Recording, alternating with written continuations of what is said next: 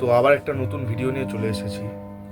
তো টাইটেল দেখে তো আপনারা বুঝেই গেছেন। তো এই পৃথিবীতে বেশিরভাগ মানুষরাই ভাবে যে আমরা যে মানুষটাকে পছন্দ করি, সে যেই হোক, আমরা যে মানুষটাকে পছন্দ করি তাকে আমরা পাওয়ার জন্য মানে উঠে পড়ে লাগি।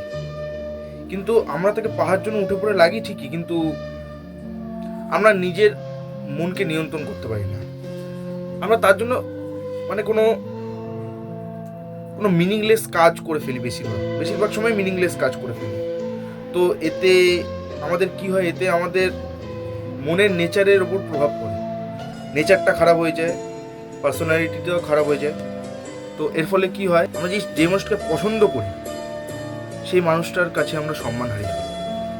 তো আমি আগে একটা কথা বলবো, নেচারকে আগে শুধরাতে হবে, নিজের রেসপেক্টের ওপর আগে কাজ করতে হবে, আর নিজের পার্সোনালিটির ওপর কাজ করতে হবে। কারণ সামনের যে মানুষ, তার কাছে আপনার রেসপেক্ট কতটা, সেটাই কিন্তু বেশিরভাগ ম্যাটার করে।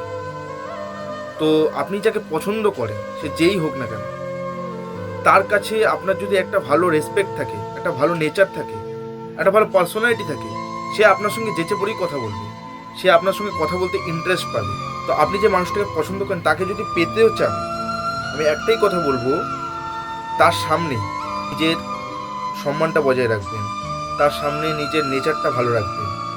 আমি বলছি না যে তার সামনে শুধু নিজের নেচার আর নিজের পার্সোনালিটিটা ভালো রাখবেন, সবার সামনে যার সঙ্গে কথা বলবেন, নিজের পার্সোনালিটি, নিজের ব্যবহার, নিজের রেসপেক্ট কিন্তু খুব ম্যাটার করে কোনো একটা মানুষের কাছে, যে কোনো মানুষের কাছে ইম্পর্টেন্স পেতে গেলে, সে যে কোনো মানুষ হোক। নিজের রেসপন্সিবিলিটিটাও ঠিকঠাকভাবে পালন করবেন।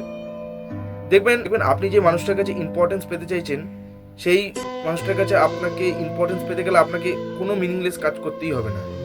আপনি যদি নিজের নেচার, নিজের রেসপন্সিবিলিটি যদি ঠিক রাখেন, আপনার সাথে যে কোনো মানুষই আপনার সাথে কথা বলার জন্য উঠে পড়ে লাগবে। তো আজকের জন্য এইটুকু ভিডিওটা। নমস্কার, রাধে রাধে।